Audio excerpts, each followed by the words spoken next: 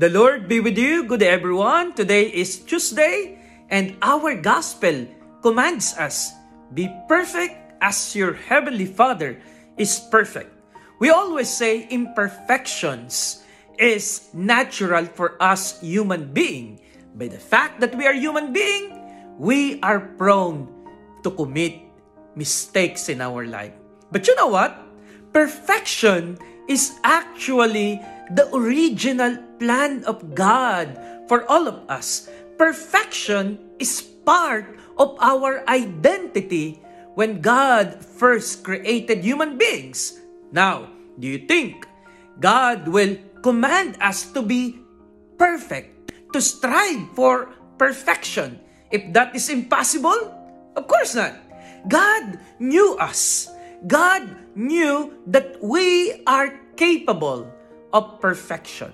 Second, the Lord is just telling all of us, remind yourself, go back to the original calling, to the original state that you were when you were created in the image and likeness of God. We were created not in the image of evil. We were created not in the image of imperfection.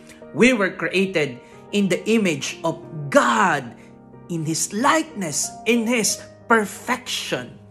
And thirdly, the gospel for today is clear. Love your enemies. Because by loving our enemies, we are coming closer to the perfection.